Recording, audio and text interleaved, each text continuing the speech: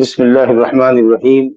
الحمد لله وحده وصلى الله وسلم وبارك على عبده ورسوله وخيرته من خلقه نبينا وإمامنا محمد وعلى آله وأصحابه ومن دعا بدعوته واتبع هديه إلى يوم الدين. أما بعد، فكتاب الحدود. الحديث الأول عن أنس بن مالك رضي الله عنه قال: قدم ناس من عقل أو عرينة فاجتووا المدينة فأمر لهم النبي صلى الله عليه وسلم بلقاح، وأمرهم أن يشربوا من أبوالها وألبانها، فانطلقوا فلما صحوا قتلوا راعي النبي صلى الله عليه وسلم واستاقوا النعم، فجاء الخبر في أول النهار فبعث في آثارهم، فلما ارتفع النهار جيء بهم فأمر فقطعت أيديهم وأرجلهم من خلاف وسمرت أعينهم وتركوا في الحرة يستسقون فلا يسقون. قال أبو قلابة: فهؤلاء سرقوا وقتلوا وكفروا بعد إيمانهم وحاربوا الله ورسوله، أخرجه الجماعة. اجتويت البلاد إذا كرهتها وإن كانت موافقة، واستوبعتها إذا لم تكن توافقها. کتاب الحدود. حدود جمع حد کی، اور حد کہتے ہیں منع، دو چیز کے درمیان جو شے مانع ہوتی ہے، جو دونوں کو ملنے سے روکتی ہے، اس کو حد کہتے ہیں. جیسے زمین کی حدیں ہوتی ہیں، ہر آدمی کی اپنی اپنی زمین کی حد ہوتی ہے، باؤنڈری ہوتی ہے، یا اسی طریقے سے ملکوں کی سرحدیں ہوتی ہیں، کچھ بیریئر لگا ہوتا ہے، دیوار ہوتی ہے، یا کٹیلے تاروں سے گھیر دیا گیا ہوتا ہے. گویا کہ ہر وہ چیز جو دو چیز کو ملنے سے روکتی ہے اس کو حد کہتے ہیں. اور حد کا اطلاق یا حدود کا اطلاق اللہ سبحانہ وتعالیٰ کے اوامر اور نواہی پر بھی ہوا ہے. قرآن نے کہا: تلک حدود اللہ فلا تقربوها، اور کئی مقامات پر اللہ نے کہا: تلک حدود اللہ فلا تعتدوها. یہ سب اللہ کی حدیں ہیں، ان سے قریب مت ہو. منکرات اور نواہی کا ذکر کرنے کے بعد اللہ کہتا ہے کہ یہ اللہ کی حدود ہے، ان کے قریب مت ہو. نواہی سے روکنے کے لیے کہا جاتا ہے کہ قریب بھی مت جاؤ، کرنا تو دور ہے، اس کے قریب بھی نہ پھٹکو. اور اوامر کی بجا آوری کے لیے کہا جاتا ہے: تلک حدود اللہ فلا تعتدوها، یہ اللہ کی مقررہ حدیں ہیں، ان کو بجا لاؤ، تجاوز حد نہ کرو، حد کو پار مت کرو. تو جہاں فلا تعتدوها ہے وہاں اوامر کی بجا آوری مراد ہے، اور جہاں تلک حدود اللہ فلا تقربوها ہے وہاں نواہی سے اجتناب، اور اجتناب میں مبالغہ مطلوب. لیکن ان سب معنی کے علاوہ یہاں معنی مراد ہے کتاب الحدود کا مطلب یہ ہے کہ اسلامی سزاؤں کا بیان، اسلام کی مقررہ سزائیں جو گناہوں کے اوپر شرعاً مقرر کی گئی ہیں تاکہ آدمی معصیت نہ کرے، گناہوں کے قریب نہ جائے، تاکہ وہ سزا کا مستحق نہ ٹھہرے. اس طریقے سے وہ خود بھی پاک ہوگا، اور اگر سزا دے دی جاتی ہے مجرم کو تو وہ پاک ہو جاتا ہے، اور سزا اس کے گناہ کا آخرت کے لیے بھی کفارہ ہو جائے گی. اور اسی طریقے سے معاشرہ اور سوسائٹی بھی جرم سے بہت حد تک پاک ہو جائے گی، اور لوگ اپنی جان اور اپنے مال اور عزت و آبرو کے تئیں مامون اور محفوظ ہو جائیں گے. تو بڑی عظیم حکمت ہے اللہ سبحانہ وتعالیٰ کی مقرر کردہ سزاؤں کے اندر. چنانچہ ان سزاؤں کے اندر بھی خود انسان کے لیے، مجرم کے لیے، اور جیسے دوسرے مجرمین کے لیے، اور معاشرے میں بسنے والے، معاشرے میں رہنے والے افراد کے لیے رحمت اور رافت ہے. اسے یہ کہنا کہ اسلام کی سزائیں کٹھور ہیں، سخت ہیں، سنگین ہیں، جرم کے مقابلے میں یا جرم کی نوعیتوں کے اعتبار سے یہ سزائیں بھی بڑی عادلانہ ہیں، اور اس میں بھی رحمت کا پہلو غالب ہے. اسلام انتقام کا قائل نہیں، اسلام امن اور عافیت کا قائل ہے، اور امن و عافیت کو بحال رکھنے کے لیے اسلام نے سزائیں مقرر کی. اور سزاؤں کے نفاذ کے بعد خود مجرم گناہوں سے پاک ہو جاتا ہے، دوسرے مجرمین کے حوصلے پست ہو جاتے ہیں، معاشرہ پاک ہو جاتا ہے، اور جیسا کہ میں نے عرض کیا کہ لوگ اپنی جان، مالی، عزت و آبرو کے تئیں اطمینان اور سکون کی کیفیت محسوس کرتے ہیں۔ اس میں بھی اگر جرم بچے سے ہو، کسی پاگل دیوانے سے ہو، تو اسلام میں سزائیں نافذ نہیں کی جاتی۔ تو بہت سارے ٹرم کنڈیشنز ہیں، اسی لیے یہ سمجھنا کہ اسلام کی سزائیں بڑی سخت ہے، یہ حقیقت سے یا حقائق سے بے خبری۔ اور الحمدللہ جہاں اسلام کی سزائیں نفاذ میں ہیں، عمل میں ہیں، وہاں جرم کا گراف بہت نیچے ہے، بہت کم ہے۔ بہرحال مختلف جرموں کی مختلف سزائیں قرآن اور حدیث میں آئی ہے۔ الزانیۃ والزانی فاجلدوا كل واحد منهما 100 جلدہ، فاجلدوا كل واحد منهما 100 جلدہ۔ خطاب کس کو ہے؟ عمرا کو، حکام کو، یا ان کے نائبین کو، ججز کو، جو عدالتوں میں بیٹھے ہوئے اسلامی حکمرانوں کے نائبین۔ اسی طریقے سے والسارق والسارقۃ فاقطعوا ایدیہما جزاء بما کسبا نکالا من اللہ واللہ عزیز حکیم۔ چور چورنی کے ہاتھ کاٹ ڈال، حکم عمرا کو۔ تو اس طریقے سے قرآن اور سنت کے اندر حدود اور کفارات بیان کیے گئے ہیں، سزائیں بیان کی گئی ہے، اور ان سزاؤں کے اوپر امت کا اجماع بھی ہے، اور قیاس صحیح بھی یہی کہہ رہا ہے کہ اس میں اللہ سبحانہ و تعالیٰ کی طرف سے رحمت ہے مجرم کے لیے بھی، اور دوسرے مجرمین کو گناہوں سے روک کر معاشرے کو امن اور عافیت فراہم کرنے کی جو سبیل اللہ نے مقرر کی ہے، اس سے اچھی کوئی چیز نہیں ہو سکتی۔ بہرحال حدود کے اندر پہلی حدیث جو یہاں لے کر آئے ہیں وہ انس بن مالک رضی اللہ عنہ کی ہے۔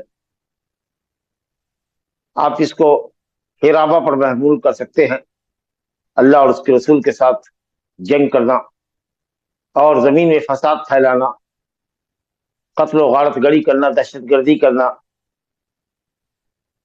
یہ سارے جرم کچھ لوگوں سے سرزد ہوئے ہیں، اور آپ نے ان کے جرم کی نوعیتوں کے اعتبار سے مجرمین کو قرار واقعی سزا دی ہے۔ حضرت انس بن مالک رضی اللہ عنہ فرماتے ہیں کہ کچھ لوگ قبیلہ اکل کے یا اڑینا کے دیہات سے آئے تھے، مسلمان ہو گئے، مدینہ میں آئے، مسلمان ہو گئے، لیکن چونکہ کھلی جگہ سے آئے تھے، دیہات سے آئے تھے، شہر کی آب و ہوا، مدینے کی آب و ہوا ان کو بہت زیادہ راس نہیں آئی، اور وہ بیمار رہنے لگے۔ مؤلف نے کہا ہے، صاحب کتاب محدث عبد الغنی المقدسی رحمۃ اللہ علیہ نے، کہ اجتویت البلاد کہتے ہیں جب آدمی کسی جگہ پر سکونت کو ناپسند کرے، حالانکہ جگہ موافق ہو، لیکن وہ وہاں رہنا نہیں چاہتا، اور اگر جگہ وبائی ہو جو اس کی طبیعت اور مزاج سے بالکل میل نہیں کھاتا، تب اس کو کہتے ہیں استوبات ہوا، میں نے اس جگہ کو وبائی سمجھ کر کے چھوڑ۔ بہرحال جب یہ یہاں آئے مدینے میں تو بیمار رہنے لگے، پیٹ کی تکلیف ہو گئی، اور مدینے میں رہنے کو راضی نہیں ہوئے۔ مدینے میں سکونت ان کو پسند نہیں آئی۔ نبی کریم صلی اللہ علیہ وسلم حکیم تھے، آپ نے ان کی بیماری اور بیماری کا علاج دونوں ہی سمجھا۔ آپ گویا کہ طبیب الابدان بھی تھے اور طبیب الادیان بھی تھے، دینی احکام اور مسائل سے بھی لوگوں کو روشناس کراتے تھے، اور بہت سی بیماریوں کا علاج بھی آپ نے بیان فرمایا ہے۔ تو آپ صلی اللہ علیہ وسلم نے ان دیہاتیوں کی طبیعت کو اور ان کی بیماری کی نوعیت کو محسوس کیا، سمجھا، اور دوا اور علاج بھی آپ نے سمجھا، تو کہا ان سے کہ چلے جاؤ مدینے کے باہر، ہمارے اونٹ ہیں جو مدینے کے باہر چرواہے کی تحویل میں ہے، چرواہا ان اونٹوں کو چراتا ہے اور ادھر ہی دیہات کی طرف بھاگتا ہے، وہاں چلے جاؤ گے، آب و ہوا بھی کھلی ملے گی، اور وہاں آپ نے فرمایا کہ جا کر کے اونٹنیوں کے دودھ پینا اور پیشاب پینا. لقاح، لقاح کی جمع ہے دودھار اونٹنی کو لقاح کہتے ہیں. جاؤ وہاں دودھار اونٹنیاں ہیں ہماری، اور جا کر کے پیشاب بھی پینا اور دودھ بھی پینا. معلوم ہوا کہ اونٹ کا پیشاب دوا ہے، اور کئی اہم امراض کے اندر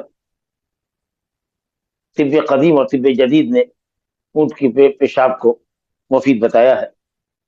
اور یہ کہ وہ پاک بھی ہے، کیونکہ اگر پاک نہیں ہوتا تو آپ بطور دوا بھی استعمال کرنے کا حکم نہیں فرماتے، کیونکہ جو چیز ناپاک ہے، حرام ہے، اللہ نے اس چیز کے اندر شفا نہیں رکھی. اور جب اونٹ کا پیشاب، جب اونٹ کا پیشاب پاک ہے تو اسی طریقے سے جتنے بھی معقول العام جانور ہیں، گائے ہو، بیل ہو، بکرا ہو، بکری ہو، جن کا گوشت ہمارے لیے حلال ہے، ان کے پیشاب پاک ہے. تو کہا کہ جا کے پیشاب پینا اور اونٹنیوں کے دودھ پینا. چنانچہ فانطلقوا، وہ لوگ گئے، چلے گئے. فلما صحوا، جب صحت یاب ہو گئے، بیماری ان کی ختم ہو گئی، اور بیماری کی وجہ سے جو چھریرے ہو گئے تھے، دبلے پتلے ہو گئے تھے، لاغر ہو گئے تھے، اب ماشاء اللہ توانا اور فرما اور تندرست ہو گئے. تو انہوں نے نمک حرامی کی، اللہ سبحانہ تعالیٰ کی نعمت کے ساتھ کفر کیا. قتل راعی النبی صلی اللہ علیہ وسلم، انہوں نے نبی صلی اللہ علیہ وسلم کے چرواہے کو قتل کر دیا. وسطاق النعام، اور چوپایوں کو، اونٹوں کو ہکا لے گئے. یہ دہشت گردی ہوئی، ڈکیتی ہوئی، مال و متاع لے کر کے بھاگ گئے.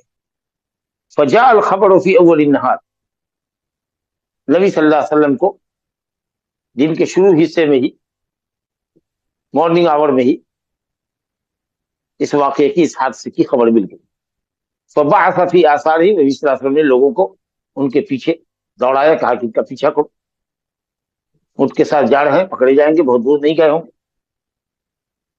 اور بالآخر دن چڑھتے چڑھتے 10-11 بجے کے قریب شاید، جب دن چڑھ گیا یا اس سے پہلے، تو سب کے سب پکڑ کر کے لے آئے گئے اونٹوں کے ساتھ. جتنے وہ سب بھگوڑے دہشت گرد ڈاکو سب تھے، محاربین، زمین میں فساد پھیلانے والے، نمک حرام، یہ سب پکڑے گئے اور سب کو لایا گیا. نبی صلی اللہ علیہ وسلم نے حکم فرمایا کہ ان کے ہاتھ اور ان کے پاؤں الٹی سیدھی میں کاٹو، داہنا ہاتھ کاٹو، بایاں پاؤں کاٹو، الٹی سیدھی میں کاٹو.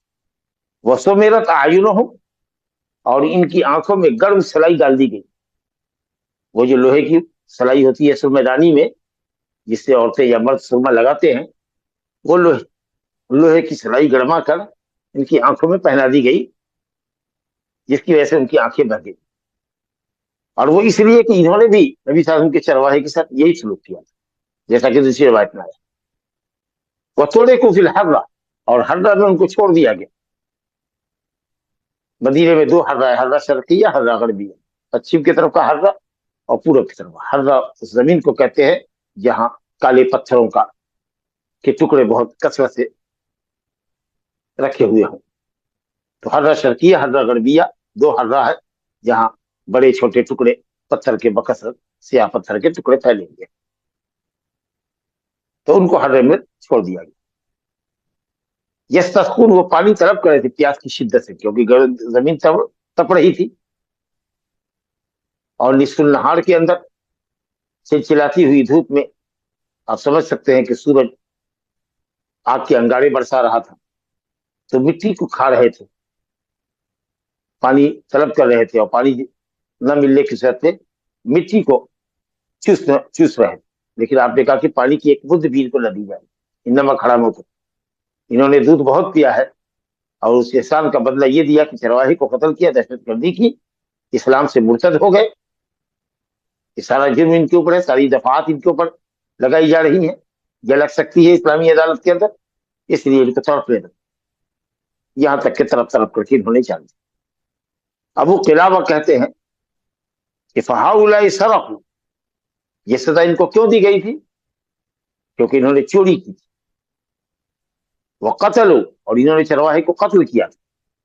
وکفروا بعد ایمانہم، اور ایمان لانے کے بعد انہوں نے کفر اور ارتداد کی راہ اختیار کی. وحاربوا اللہ ورسولہ، اور انہوں نے اللہ اور اس کے رسول کے ساتھ جنگ کا اعلان کیا تھا، زمین میں فساد پھیلایا تھا. اور سورہ مائدہ کی آیت نمبر 33 میں جو آیت محرمہ کے نام سے مشہور ہے، انما جزاء الذین یحاربون اللہ ورسولہ ویسعون فی الارض فسادا ان یقتلوا او یصلبوا او تقطع ایدیہم وارجلہم من خلاف الی آخر الآیت. تو یہ ساری دفعات ان کے اوپر لگی اور اس کی وجہ سے ان کو قرار واقعی سزا دی گئی، جیسا کہ آپ نے ان کے جرم کی سنگینی دیکھی. اب کچھ لوگ اس میں کہتے ہیں کہ یہ اتنی جو سخت سزا دی ہے آپ نے، ان کے الٹے ہاتھ پاؤں کاٹے ہیں جس کو مسلح کہتے ہیں، تو یہ مسلح سے ممانعت کی حدیث سے پہلے کا واقعہ، حالانکہ کوئی تاریخ متعین نہیں کر رہی ہے کہ وہ پہلے کی حدیث ہے کہ یہ بعد کی حدیث ہے. تو جب تک کہ تاریخ متعین نہ ہو اس وقت تک نسخ کا دعویٰ صحیح نہیں.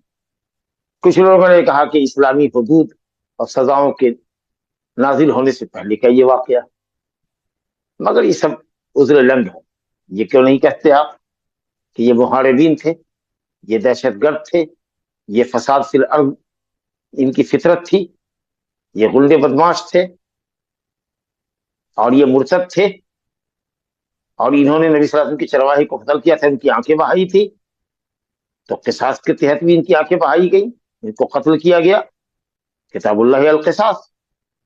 اور پھر یہ کہہ لیجئے کہ کچھ چیزیں تعزیرا، حاکم وقت اگر دیکھتا ہے جرم کی نوعیت سے مجرم کو کہ ان کی سزا قتل ہی ہے تو وہ قتل کا بھی حکم دیتا ہے.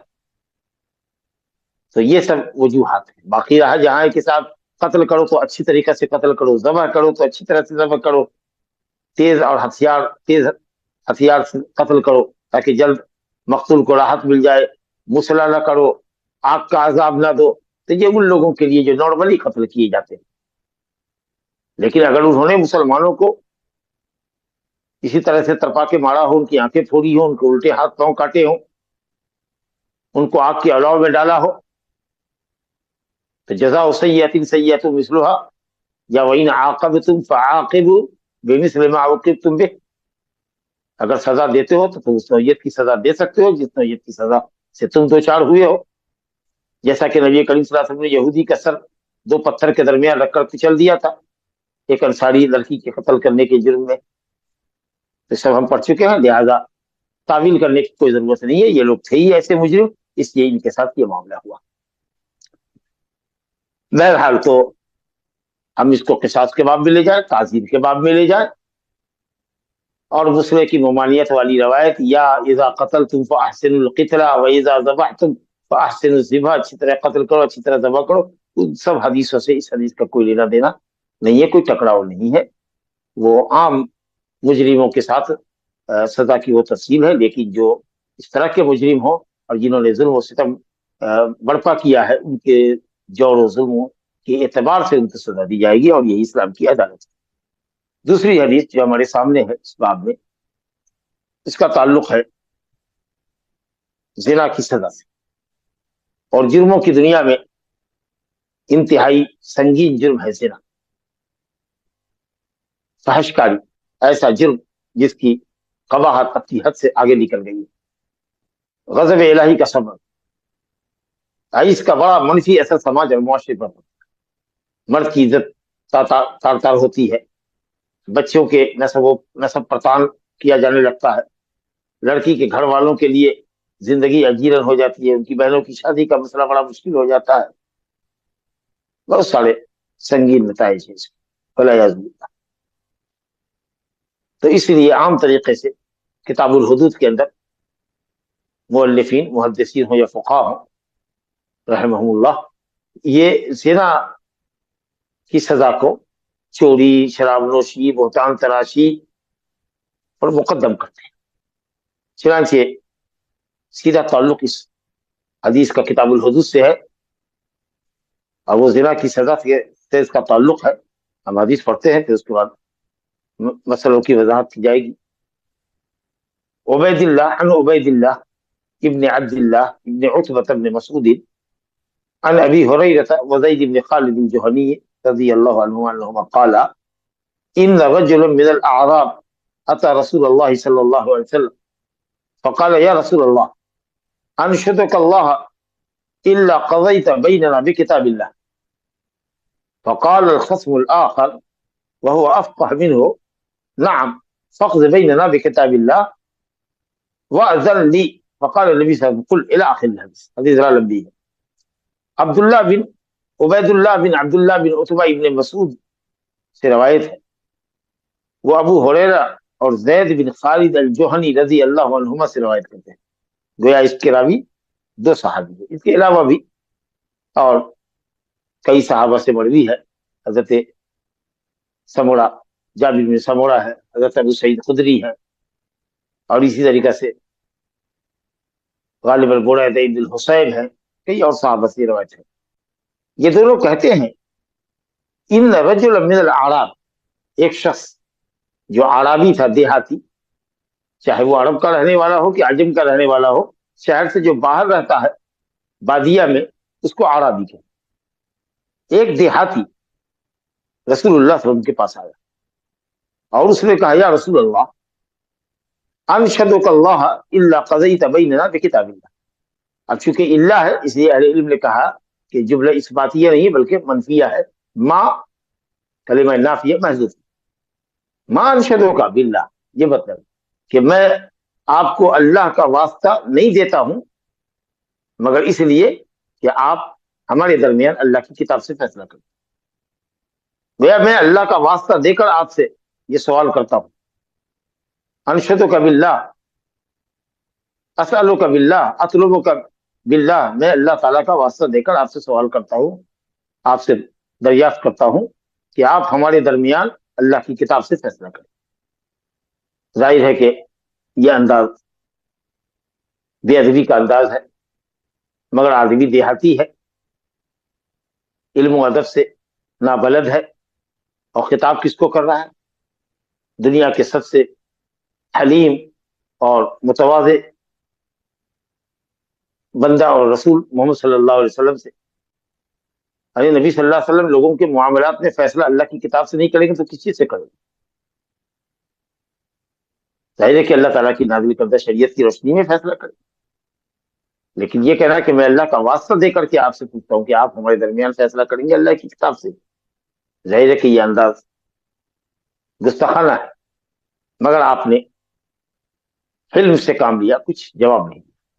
کا مطلب یہ ہے کہ سائل اگر کہیں اجٹ پنا کرے, بے وقوفی دکھائے سوال کرنے کے اندر, اور علم و ادب سے خالی ہو, تو مسئول کو, شخص مسئول کو, مفتی کو, عالم کو چاہیے کہ وہ صبر کرے.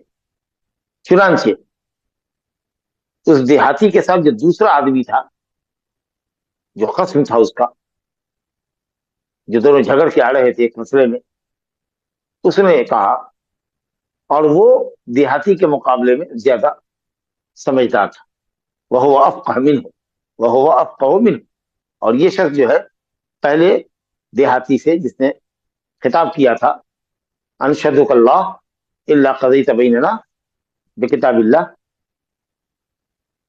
اس کے مقابلے میں یہ شخص جو کہہ رہا ہے یہ زیادہ فقیر تھا. اب یہ راوی نے محسوس کیا اس کے سوال سے, یا یہ کہ شاید یہ شہری رہا ہوگا, مدینے کے اطراف میں رہنے والا رہا ہوگا, اور وہ شخص دیہاتی رہا ہوگا. بہرحال جو بھی ہو, انہوں نے سمجھا, راوی کہتے کہ وہ اس سے زیادہ فقیر تھا, سمجھدار. اس نے کہا نعم فقض بیننا بکتاب اللہ, کہا یا اللہ کے رسول ہمارے درمیان اللہ کی کتاب سے فیصلہ کر دیجیے. یہ ایک انداز ہوا ادب کا کہ ہمارے درمیان اللہ کی شریعت کے بموجب فیصلہ کر. وَأَذَن لِّي, اور مجھے اجازت دیجیے کہ میں صورتحال آپ کے سامنے رکھوں, مقدمہ پیش کروں, معاملہ آپ کے سامنے رکھوں. آپ نے کہا قل, کہو. اس نے کہا کہ ان ابنی کان عصیفا علی ھذا, یہ جو زیادہ سمجھدار آدمی ہے جو اب گویا ہو رہا ہے, بول رہا ہے, اس نے کہا کہ یا رسول اللہ میرا بیٹا اس شخص کے یہاں نوکر تھا. عصیفاً اے اجیرن, وزن بھی اور معنی میں بھی ایک ہی ہے, حصیف اجیر, وزن و معنی. عصیف اجیر کے معنی میں, ہم وزن کلمہ بھی ہے اور معنی بھی اجیر کا. میرا بیٹا اس کے یہاں نوکر تھا. فزنا بامرأتہ, اور میرے بیٹے نے اس کی بیوی سے زنا کر لیا. وإنی اخبرت ان علی ابنی الرجم, اور مجھے یہ خبر دی گئی کہ میرے بیٹے کو رجم کی سزا دی جائے گی، پتھر سے مار مار کے اس کو مار ڈالا جائے گا، موت کی گھاٹ اتار دی۔ نہ بہت بڑا پتھر ہونا چاہیے، نہ ایک دم چھوٹی کنکڑی ہونی چاہیے، درمیانے سائز کا پتھر، یہ رجم ہے، اس کو رجم کر دیا جائے۔ اب میں نے پیشکش کی کہ ایسا کرو کہ 100 بکری لے لو ہم سے اور ایک لونڈی دیتے ہیں، اور میرے بیٹے کے جرم کو معاف کر دو، یا رجم کی جو سزا ہے اس کو ہٹا دو، بات ہو گئی۔ اب کس بیوقوف نے یہ فتویٰ دیا تھا، کس جاہل نے یہ فتویٰ دیا تھا؟ بہرحال وہ تھا جاہل، فتویٰ نہیں دینا چاہیے تھا۔ تو یہ شخص جس کا بیٹا ہے، اس کو شبہ ہوا کہ فتویٰ صحیح نہیں لگتا ہے، چنانچہ اس نے کہا کہ میں نے اہل علم سے دریافت کیا، اپنے علاقے کے اہل علم سے دریافت کیا ہوگا۔ تو انہوں نے کہا کہ میرے بیٹے پر 100 کوڑا ہے اور 1 سال کی جلا وطنی، وہ آزاد لڑکا ہے، بالغ ہے، عاقل ہے، تو 100 کوڑے لگائے جائیں گے اور 1 سال کے لیے شہر سے یا اپنی بستی سے دور بھیج دیا جائے گا، جہاں اس کے لیے گناہ کرنا مشکل ہو۔ گویا کوڑے کی سزا 100 کوڑا اور 1 سال کی جلا وطنی، یہی مرد کے لیے بھی ہے اور عورت کے لیے بھی۔ وَأَنَّ عَلَى امْرَأَتِ هَٰذَا الرَّجْمَ، اور اس کی بیوی پر، اس دیہاتی کی بیوی پر رجم، کیونکہ یہ شادی شدہ ہے۔ رسول اللہ صلی اللہ علیہ وسلم نے فرمایا والذی نفسی بیدہ، قسم اللہ اس ذات کی جس کے ہاتھ میں میری جان، یہ قسم آپ نے کیوں کھائی؟ تاکہ دونوں کو فیصلے پر یقین ہو، اور خاص کر وہ دیہاتی، جو دیہاتی تھا، قسم کے بعد اس کو یقین ہو جائے کہ جو فیصلہ ہوا ہے وہ اللہ کی کتاب کی روشنی ہوگا۔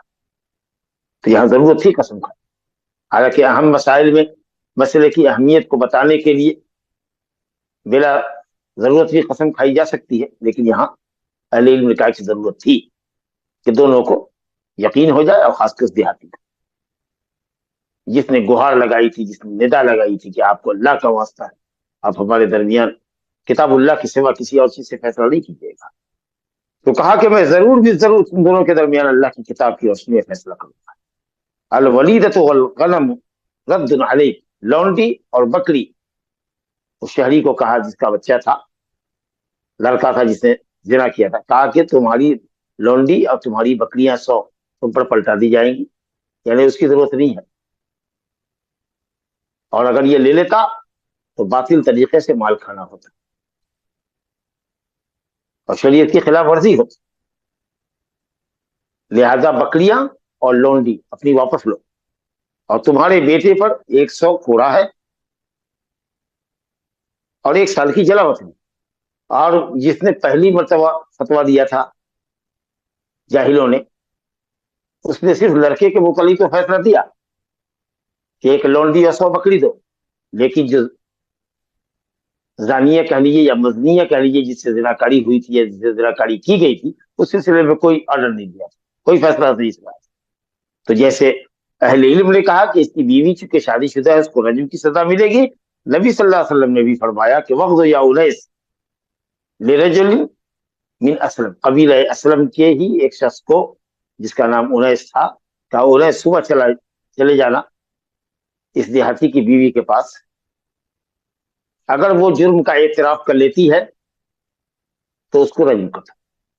گویا کہ سزا کو نافذ کرنے کے لیے نبی کریم صلی اللہ علیہ وسلم نے اپنی طرف سے ایک وکیل متعین کر دیا۔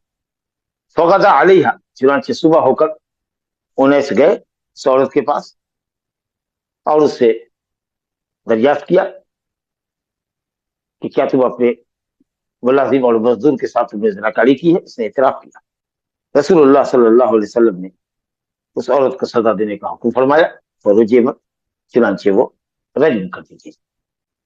آپ نے بہت واضح طریقے سے سمجھ لیا کہ زانی اور زانیہ میں سے جو بھی باکر ہے، غیر شادی شدہ ہے، یعنی نکاح شرعی کے ذریعے ایک مرتبہ بھی ابھی مجامعت اس نے بیوی سے نہیں کی ہے، یا عورت نے نکاح شرعی کے ذریعے ایک مرتبہ بھی کسی مرد سے جسمانی تعلق قائم نہیں کیا ہے، اس کو کہتے ہیں कंवारा कंवारी हमारी जुबान में, बाकिर और बाकिरा, तो उसकी सजा है 100 कोड़े और 1 साल की जलावत।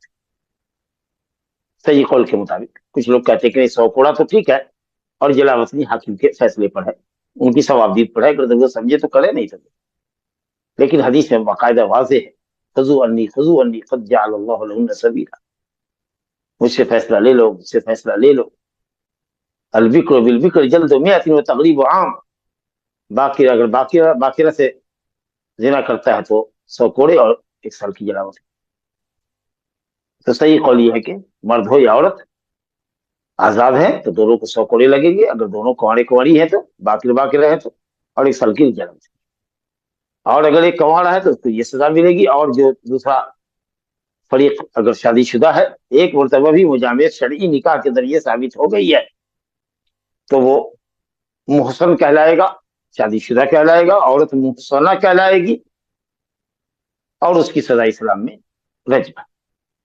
लिहाजा रज्म का इनकार करना, जैसा कि खवारिज और बाद दूसरे गुमराह लोग करते हैं, ये मुत्तफक़ अलैह रिवायत की खिलाफ वर्जी है। और हज़रत उमर फारूक रज़ी अल्लाह अन्हु ने फरमाया कि रज्म की आयत कुरान मजीद में थी, हम लोगों ने पढ़ी है, नबी सल्लल्लाहु अलैहि वसल्लम ने रज्म किया है, हमने रज्म किया है, लेकिन तिलावत मनसूख हो गई, हुक्म बाकी रहा। नबी सल्लल्लाहु अलैहि वसल्लम के जमाने में रज्म हुआ है, और एक नहीं कई रज्म हुआ है। यहाँ ये औरत रज्म की जा रही है। माइज असलमी का वाक़या हम पढ़ेंगे, उनसे भी जिना का जुर्म हो गया था, और उन्होंने तो खुद ही आकर इकरार किया था, शादी थे, उनको भी रज्म किया गया। कबीला जोहैना की औरत थी, उसको भी रज्म किया गया, और इस तरीके से खिलाफत रास्ते में भी रज्म हुआ। तो ये अमल बिल्कुल साबित है, और तवातुर के साथ ये अमल साबित है।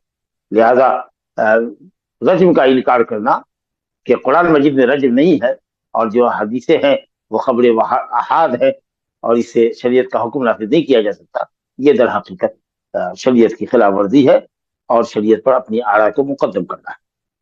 तो अभी इस्लामी सजा है, कुंवारे की सजा 100 कोड़ा 1 साल की जलावत में, अज़ानियत व अज़ानी फजलिदु अज़ानियत व अज़ानी फजलिदु कुल्ल वाहिद मिनहुमा मियत जल्दा, जानी और जानिया दोनों को 100 कोड़े लगाओ, ये कुंवारे की सजा है, गैर शादीशुदा की, गैर मुहसन की।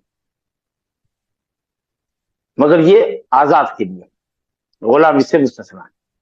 गुलाम और लौंडी के ताल्लुक से खास तरीके से अल्लाह ने फरमाया फइज़ा उहसिन्ना फ़इन अतैना बिफ़ाहिशतिन फ़अलैहिन्ना निस्फ़ु मा अलल मुहसनाति मिनल अज़ाब। लौंडियों का जिक्र करने के बाद अल्लाह ने फरमाया कि अगर वो शादीशुदा भी हो जाए और उसके बाद भी किसी से ज़िनाकारी के जुर्म में पकड़ी जाए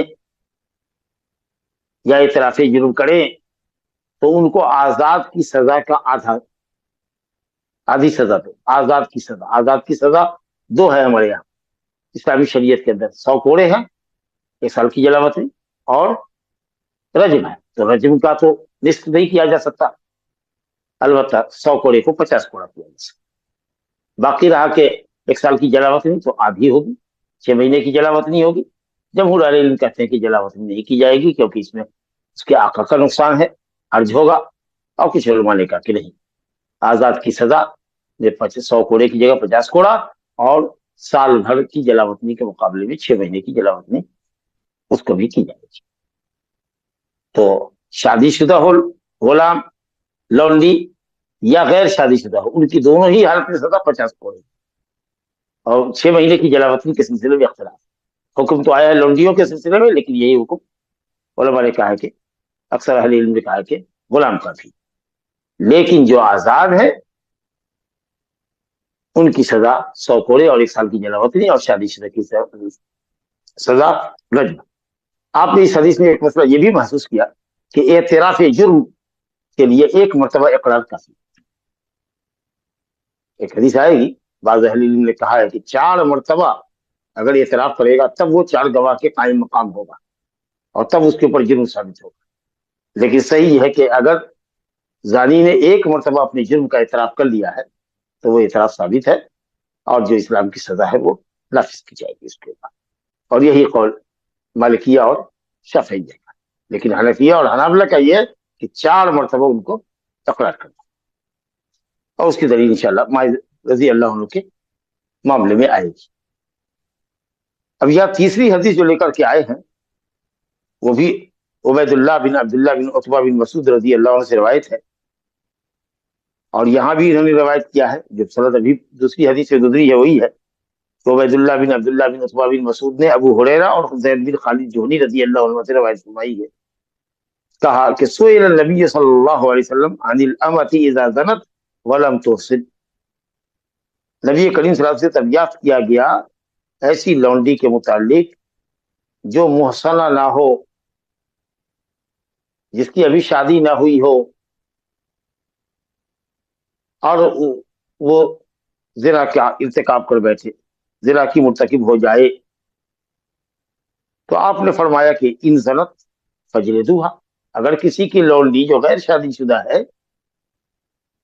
اگر وہ زنا کرتی ہے تو اس کو کوڑے لگاؤ. دیکھیے غیر شادی شدہ ہو کوڑے لگاؤ، اور قرآن نے کہا فَإِنْ أُحْسِنَّ، اگر شادی شدہ بھی ہوں فحشکاری کرے وعلیہن نصف ما علی المحصنات من العذاب، تو پاک دامن، یہاں پر محصنات سے مراد آزاد، آزاد عورتوں کے کی سزا کا آدھا. اور جیسا کہ میں نے کہا، علماء نے کہا کہ رجم کا بعض نہیں ہو سکتا، آدھا نہیں کیا جا سکتا. کتنے پتھر پہ کون بڑھے گا کہ ہم اس کو آدھا کر دیں، اس لیے وہ تو ممکن ہی نہیں. جب بھی تجزی اور تمیز ہوگی، بازیت ہوگی، تو وہ کوڑے کے اندر ہوگی.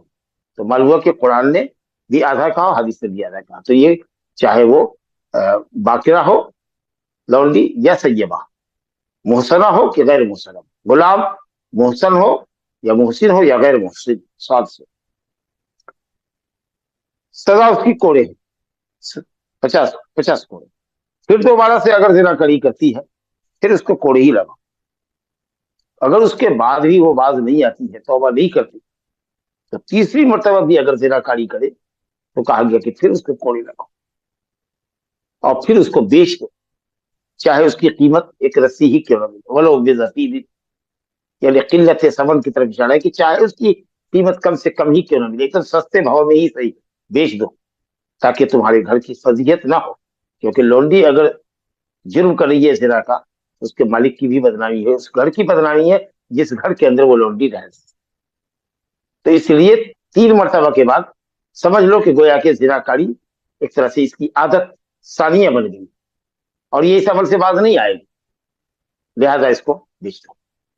اور بہتر ہے کہ جب بیچو تو یہ عیب بیان کر دو، کیونکہ یہ زنا بہت بڑا عیب ہے. مشتری کو بتا دو کہ یہ بدچلن ہے، اس پر خاص نظر رکھنا. اور اگر نہیں بتایا اور پھر بعد میں اس کو پتا چلا یہ غلام یا لونڈی بدچلن ہے، زناکار ہے، زانیہ ہے، زانی ہے، تو اس کو اختیار ہوگا، چاہے تو رکھے چاہے تو واپس کر دے آپ کو. اب آپ یہ کہیے گا کہ آپ چوتھی مرتبہ میں اس کو بیچ رہے ہیں 3 مرتبہ کے بعد اور دوسرے کے ہاتھ بیچ رہے، تو آپ زانیہ کو رکھنا آپ نہیں پسند کریں گے، اور کسی دوسرے کے ہاتھ آپ بیچ رہے، اور اگر وہ مسلمان ہو تو آپ نے کیسے دوسرے کے لیے پسند کیا جو اپنے لیے نہیں پسند کرتے. ارے بھائی، ہو سکتا ہے، ہم نے تو عیب بیان کر دیا نا، ہو سکتا ہے کہ اس کا آقا ہی خود اس کو اتنا استعمال کرے کہ وہ غیر مرد کی طرف تاکہ جھانکے ہی نہیں. ہو سکتا ہے کہ اس کی جنسی خواہش کی تسکین اس کے آقا کے یہاں نہیں ہوتی رہی ہوگی، اب جو دوسرا آقا ملا ہے وہ ہو سکتا ہے کہ اس کی ضرورت پوری کر دے. ہو سکتا ہے کہ اس کو اتنے کام میں مشغول رکھے، گھر میں رکھے کہ باہر جانے ہی کی نوبت نہ آئے، اس پر سخت نگرانی اور پہرے داری رکھے. کسی بھی طریقے سے اعفاف نفس وہ کر سکتا ہے لڑکی کا، لونڈی کا. چلیے، تو کہا گیا کہ 3 مرتبہ کے بعد اس کو بیچنا، لیکن گالی گلوچ مت کرنا. کوڑا جب اسلام کی سزا مقرر ہے تو وہی سزا لگانا. اب گندی گندی بھدی بھدی گالیاں دے رہے ہیں اور پٹائی کر رہے ہیں اس کی لات سے، جوتے سے نہیں. جو کوڑا ہے اسی کوڑے سے، کپڑے کا کوڑا، بہت نیا کوڑا بھی نہیں ہوا، بہت پرانا بھی نہ ہو کہ کوڑا اگر لگایا تو وہ پھٹ گیا، ٹکڑے ٹکڑے ہو کے بکھر گیا. ایک دم نیا بھی نہیں ہونے کپڑے کا تاکہ اس سے بہت زیادہ چوٹ لگے. تو کپڑے کا کوڑا بنا کر کے جو بہت نیا نہ ہو اور بہت پرانا نہ ہو، متوسط ہو، درمیان کا ہو، یعنی بہت نیا بھی نہ ہو اور بہت پرانا بھی نہ ہو، اور اس سے آدمی 100 کوڑے نصیب کرے. لا الہ الا اللہ. تو بہرحال فرمایا گیا کہ 100 کوڑے ایسے ہی لگیں گے آزاد کو، اور لونڈی کو چاہے محسنہ ہو کہ غیر محسنہ، شادی شدہ ہو کہ غیر شادی شدہ، اس کو 50 کوڑے ہی لگیں گے. اور جلا وطنی کے سلسلے میں اہل علم کا اختلاف. لا الہ الا اللہ. تو یہ تو لونڈی کے تعلق سے بات آئی. یہ چوتھی حدیث جو رجم کے تعلق سے ہے، اور اسی میں جو واقعہ ہے اس میں ہے کہ شاید اس صحابی نے 4 مرتبہ اپنے جرم زنا کا اعتراف کیا تو نبی صلی اللہ علیہ وسلم نے اس کو رجم کرنے کا حکم فرمایا. یہی دلیل حنفیہ اور حنابلہ کی ہے کہ آدمی اگر خود سے اپنے خلاف جرم کا اعتراف کرتا ہو عدالت میں آ کر کے تو اس کو 4 مرتبہ اقرار کرنا پڑتا ہے. دیکھیے حدیث پڑھتے ہیں. ابو ہریرہ رضی اللہ عنہ سے روایت ہے انہوں قال, انہوں نے کہا اتا رجل من المسلمین اتا رجل من المسلمین رسول اللہ صلی اللہ علیہ وسلم وهو في المسجد فناداه يا رسول الله اني زنيت فاعرض عنه فتنحى تلقاء وجهه فقال يا رسول الله اني زنيت فاعرض عنه ثم ثنى ذلك عليه 4 مرات الى اخر. ابو ہریرہ رضی اللہ عنہ فرماتے ہیں کہ ان سے روایت ہے, انہوں نے کہا ایک شخص مسلمانوں میں سے ایک شخص رسول اللہ صلی اللہ علیہ وسلم کے پاس آیا. نام کو ابہام رکھا ہے, نام کو مبہم کرنے سے مسئلے کی وضاحت پر کوئی فرق نہیں پڑتا. نفس مسئلے سے ہم کو بحث ہے, لیکن دوسری حدیثوں میں آیا ہے کہ معاذ بن مالک الاسلمی رضی اللہ عنہ, ان سے یہ جرم ہوا. اللہ اکبر. اور ان کے خلاف 4 چشمدید گواہ بھی نہیں تھے. لیکن اس شخص کی منقبت اور فضیلت دیکھیے کہ اللہ کے عذاب سے کس قدر یہ بندہ خائف تھا کہ اس نے آ کر کے اپنے جرم کا اعتراف کیا اور رجٹ رہا کہ اس کو سزا دی جائے, اور وہ یہ جان بھی رہا ہے کہ وہ شادی شدہ ہے, اس کی سزا رجم ہے, وہ موت کے گھاٹ ہی اتارا جائے.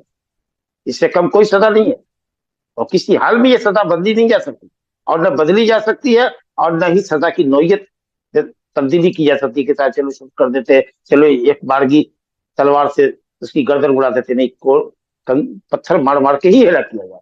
دردناک عذاب ہے. اس سب کے باوجود بھی عذاب آخرت کا خوف اس شخص کے دل پر اتنا طاری ہے, اس کے دل و دماغ پر اتنا مسلط ہے کہ اس نے کہا کہ نہیں, میں سزا لے کر ہی جاؤں گا, بھلے ہی مجھ کو اپنی جان کا نذرانہ دینا پڑے, لیکن میں پاک اللہ سے ملنا چاہتا ہوں تاکہ میرے اس گناہ کے تعلق سے اللہ مجھ سے پوچھے. اللہ اکبر. نبی کریم صلی اللہ علیہ وسلم مسجد میں اس نے دروازے ہی سے پکارا, یا رسول اللہ انی زنیت, میں نے زنا کیا. کیونکہ زنا کے لیے صریح ایک دم واضح اقرار ہونا چاہیے. صرف یہ نہیں کہ میں کسی عورت پر واقع ہو گیا, میں کسی عورت کے پیٹ پر چڑھ گیا, اس میں وضاحت نہیں ہوتی. زنا کیا ہے, جو زنا کہلاتا ہے. کئی الفاظ آئے ہیں حدیث میں. آپ صلی اللہ علیہ وسلم نے توجہ نہیں فرمائی, رخ پھیر دیا, شاید بندہ چلا جائے واپس. معاملہ اس کے رب کے درمیان ہے, کوئی اس کے خلاف گواہ نہیں ہے, اللہ سے توبہ کرے گا, سچی توبہ کو اللہ قبول فرماتا ہے. چلا جائے یہ بندہ. لیکن کہا نا کہ ان کو ضد تھی کہ ہم کو سزا ملے. جس طرف نبی صلی اللہ علیہ وسلم نے رخ پھیرا تھا اس طرف سے آ کے کہتا ہے, یا رسول اللہ میں نے زنا کاری کی. اس طریقے سے حتی ثنى ذلك علیہ 4 مرات اقرر ذلك علیہ, اس شخص نے اس اقرار کو 4 مرتبہ دہرایا. جب اس نے اپنے خلاف 4 مرتبہ گواہی دے دی, تب دیکھیے رسول اللہ صلی اللہ علیہ وسلم نے قریب کیا, بلایا, کہا کہ ابھی کا جنون, کیا تمہارے اندر جنون ہے, کیا تم پاگل ہو کہ پاگل پنی میں یہ اقرار کر رہے ہو؟ اللہ. کہا نہیں یا رسول اللہ, میں پاگل نہیں ہوں,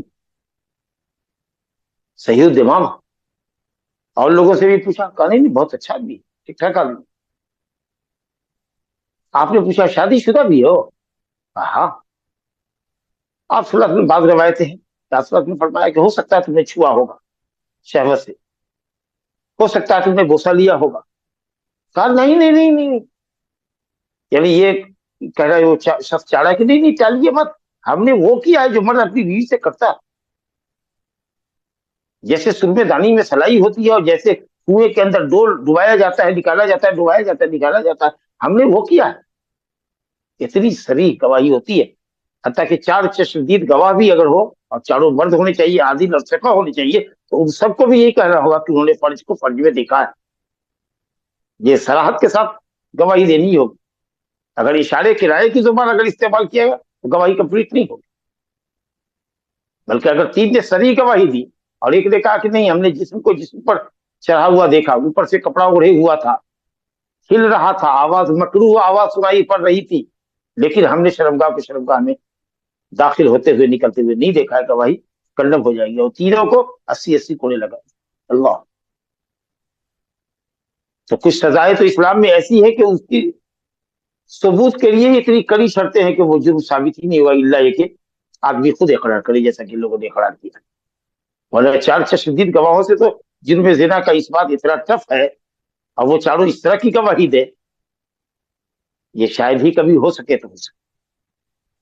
बहरहाल, तो ये सब पूछने के बाद हर तरीका से जब आपने तहकीक और तसब्बुत कर लिया और कहीं से भी अब ये शक शुबा की गुंजाइश नहीं रही कि इस आदमी ने कुछ गलत किया होगा या टाला जा सकता है, तब आपने कहा लोगों से, ठीक है भाई ले जाओ इसको, ले जाओ और इसको रज्म कर लो। इब्न शिहाब मोहम्मद बिन शिहाब ज़ुहरी रहमतुल्लाह अलैह मशहूर ताबई है, कहते हैं कि अबू सलमा बिन अब्दुल रहमान ने मुझे बताया कि अन्नहु समिअ जाबिर इब्न अब्दुल्लाह यक़ूल, अबू सलमा इब्न अब्दुल रहमान ने इब्न शिहाब ज़ुहरी को बताया कि उन्होंने जाबिर बिन अब्दुल्लाह अंसारी रज़ियल्लाहु अन्हु से फरमाते हुए सुना कि कुन्तु फी मन रजबहु, मैं उन लोगों में था जिन्होंने माइज असलमी को रज्म किया। फरजमनाहु बिल मुसल्ला, हमने उनको रज्म किया मुसल्ला में, यानी मुसल्लल जनाजा में, जहां जनाजा की नमाज पढ़ी जाती थी, जो मस्जिद नबी से पूरब जो बकिया गरकद है, मदीना वालों की कब्रिस्तान, वही मुसल्लल जनाजा था, उस मकाम पर ले जा करके इनको रज्म किया। फलम्मा अज़लक़तुल हिजारा अरब, जब उस शख्स को पत्थर लगा और पत्थर की चोट बराबर मुसलसल लगती गई, और अब जो उसका दर्द और अलम महसूस हुआ और बेचैनी महसूस हुई, तो वो शख्स भागा। अब उसको मौत की हौलनाकी और खौफनाकी नजर आई और भागा जान बचा कर कि शायद वो मौत से बच जाए। लेकिन चूंकि नबी सल्लल्लाहु अलैहि वसल्लम ने ये नहीं कहा था कि अगर भागे तो छोड़ देना, हो सकता है कि वो रुजू कर ले अपने इकरार से, तो इसलिए सहाबा ने ये समझा कि नबी सल्लल्लाहु अलैहि वसल्लम कहा कि ले जाओ इसको रज्म कर दो, इसलिए उन्होंने खदेड़ा उसको, यहाँ तक कि दूर जाकर के उसको पकड़ा और फिर वही चारों तरफ से गोल बना करके पत्थर मारने लगे, यहाँ तक कि बंदा मर गया रहमहुल्लाह व रज़ी अल्लाहु अन्हु। अब यही मसला है कि क्या अदालत में मुजरिम अगर 4 मरतबा इकरार कर ले तो क्या वो अपने इकरार से फिर सकता है? बाज़ रिवायत में कि क्यों नहीं तुम लोगों ने छोड़ दिया, अल्लाह तक तुम इज़ा हरब, जब वो भागा तो तुम छोड़ देते, हो सकता है कि वो अपने इकरार से पलट जाता। तो क्या इकरार के बाद पलटा जा सकता है? यार इल्म के अंदर मुख्तलिफ मसला है, लेकिन बहरहाल अगर कराइन वाज़ेह हो, इकरार करने वाले ने बिल्कुल वाज़ेह करीना बताया हो कि फलां की लड़की से या फलां औरत से उसने ज़िनाकारी की, फलां तारीख में की, वो घर से बहला करके उसको ले गया, अपनी गाड़ी से वहां गया और जंगल में गया और मकाम मुतय्यन पर उसने फलां रात को इतने बजे ज़िनाकारी की, फिर लाके उसको घर छोड़ा, और घर वालों से भी पता चला कि हाँ इस वक्त के दरमियान वो औरत घर से बाहर थी, और जिस मकाम पर उससे बताया उस मकाम पर भी कराइन और आसार देखे गए। तो अब अगर ये सब कराइन साबित करते हैं कि उसका इकरार बिल्कुल सही है, ऐसा नहीं है कि तोहमत है, या ऐसा नहीं कि साहब किसी दबाव में उसने इकरार किया है, हो सकता है कि किसी एक आदमी ने ऐसा देखा हो, उसको गवाहियां मुकम्मल ना हुई हो और उसे डर हो कि ये पूरे गांव में ऐलान कर देगा, पूरे शहर में ऐलान कर देगा, तो चलो सभी इकरार कर लेते हैं। तो इस सब डर और खौफ की वजह से उसने ऐसा किया हो, तो अगर ये सब शुकूक शुबहात है तब तो ठीक है, वापस कर लिया जाए, उसकी इकरार से उसको फिरने दिया जाए। लेकिन अगर कराइन के साथ उसकी तमाम तफसीलात बयान की है तो अलिम ने कहा कि वो लौट नहीं सकता, अपने इकरार से लौट नहीं सकता। बहरहाल मकाम हर्रा में जाकर के हजरत जाबिर कहते कि मकाम हर्रा में जाके हमने उसको पाया और उसको रजम कर दिया। अब देखिए साहिब किताब ने खुद किया कि वो रजुल कौन थे जिन्होंने खुदा कर इकरार किया था, माइज बिन मालिक अल असलमी, और इनके किस्से की रवायत किया है किसने? जाबिर बिन समूरा ने किया। नहीं, वहां जो मैं वाज़ेह करना चाहूँ कि वो जो मेरा बेटा इसकी यहाँ नौकर था और इसकी बीवी से ज़िनाकारी की, वहां मैंने इसी जुमले को दोहराया है, वो असल में जुमला यहाँ है अबू हुरैरा की इस हदीस में, माइज असलमी के वाक़े में, वहां नहीं, कि इस किस्से को जैसे हजरत अबू हुरैरा रज़ियल्लाहु अन्हु ने रवायत की है उसी तरीके से जाबिर बिन समूरा ने भी, अब्दुल्लाह बिन अब्बास ने अबू सईद खुदरी ने और बुरैदा इब्न हुसैब अल असलमी ने रवायत की। गोया कि ये वाकया कई लोगों से बना। तो एक तो इकरार से फिरने के ताल्लुक से कहा कि अगर करार मौजूद है उसके इकरार पर तो वो अपने दावे से फिर नहीं सकता है, उसको सजा मिलेगी। और यहाँ जो है कि 4 मरतबा उसने इकरार किया, यही दलील है हनफिया की और हनाबिला की कि मुजरिम को अपने जिना का जुर्म 4 मरतबा कबूल करना पड़ेगा। हालांकि आप देख रहे हैं कि नबी करीम सल्लल्लाहु अलैहि वसल्लम टाल रहे थे मामले की। आपने ये नहीं कहा कि तुमको 4 मरतबा इकरार करना पड़ेगा, वो जिधर आप घूम रहे थे उस तरीके तरफ आकर के वो अपने नफ्स के ऊपर इकरार कर रहे थे। और बाद रवायतों में है कि साहब 2 मरतबा आए, बाद रवायतों में कि 3 मरतबा आए, एक दफा कह के गए, फिर आए तो दोबारा इकरार किया, फिर से बारह इकरार किया, और बाद रवायत थे कि उन्होंने 4 मरतबा इकरार किया। तो ये सब अखवाल है। जबकि हमने पढ़ा है अबू हुरैरा और ज़ैद बिन खालिद जुहनी वाली रवायत में, जहाँ एक नौकर ने, आजाद नौकर ने एक आजाद शादीशुदा औरत से ज़िनाकारी की थी, वो कहा कि उग़्दु अला इमरात हाज़ा या उनैस, उनैस कल सुबह जाना इस देहाती की बीवी के पास, फ़इन इअतरफ़त, और अगर वो इतराफ कर लेती है फर्जुहा, तो रजम कर। तो इंशाअल्लाह ताला राज्य कौल यही है कि 1 मरतबा का इकरार काफी है। और फिर ये कहना कि साहब गवाहियां 4 होती हैं तो इसलिए इकरार भी 4 जरूरी है, ये कयास सही है। क्योंकि चोरी के लिए गवाही अगर हो तो 2 आदिल गवाह की गवाही जरूरी होती है। लेकिन अगर कोई चोर खुद इकरार करे अपने ऊपर कि उसने चोरी की है तो 1 इकरार उसके लिए काफी है। आप करते जाते हैं बशर्ते के माल उसका निसाब तक पहुंचा हुआ, हद सरका तक पहुंच गया है, तो 1 मरतबा का इकरार काफी है। जबकि गवाहियां कम से कम 2 होनी चाहिए, इससे कम पर हाथ नहीं करना। हाँ, तो जिन्होंने ये कहा कि 4 इकरार है, उनकी एक दलील ये भी है कि वो गवाहियों पर कयास करते हैं कि जिस तरीके से जुर्म ज़िना की इस बात के लिए 4 आईनी गवाह मतलूब है, उसी तरीके से 4 इकरार मतलूब है। तो इस पर रद्द करते हुए ये मालिकी और शाफिय्या की तरफ से ये कहा जा सकता है कि इकरार में और गवाही में फर्क है। जैसे कि चोर अगर इकरार करता है जुर्म का कि उसने चोरी की है, इतनी रकम जिस पर उसका हाथ काटा जा सकता है, 1 मरतबा इकरार कर लेगा तो उसका हाथ काटा जाएगा। लेकिन अगर गवाही अगर है तो 1 गवाही पर हाथ नहीं काटा जाएगा जब तक कि 2 गवाही का। तो गवाही 2 है लेकिन इकरार 1 काफी है। तो इसी तरीके से गवाही अगर 4 है तब तो जिना के जुर्म साबित होगा, लेकिन इकरार 1 मरतबा से भी हो जाएगा। जैसे कि चोर का हाथ 1 मरतबा के इकरार से अगर काटा जा सकता है, तो इसी तरीके से ज़ानी का खुद का इकरार उसके अपने नफ्स के ऊपर 1 मरतबा से भी काफी होगा। और यही इंशाअल्लाह ताला राजी है। هذا وبالله التوفيق صلى الله وسلم وبارك على نبينا محمد وآله وصحبه أجمعين. जज़ाकल्लाहु खैरन शेख। وإياكم. पहला सवाल है शेख, पहली हदीस में जो चरवाहा का कत्ल हुआ था, क्या उसके घर वालों को कुछ दियत वगैरह मिली? आज उसके मर्द और माल दोनों का नुकसान हुआ। किसके माल का नुकसान हुआ? किसका? नबी सल्लल्लाहु अलैहि वसल्लम का चरवाहा था, सदक़े के ऊंट पर का चरवाहा था, और उसकी सजा हो गई। जो उसका उस चरवाहे का जो अब्द मालिक है, उसने उसके गुलाम के बदले में आजाद को कत्ल किया, और वो भी काफिर था, मुर्तद था, वैसे ही वो वाजिबुल कत्ल था। तो अब दियत का कहां से मसला आ गया? जी शेख, जी जज़ाकल्लाहु खैरन। भाई लोग अपने सवाल टाइप करिए। मैं सवाल पढ़ रहा हूँ शेख।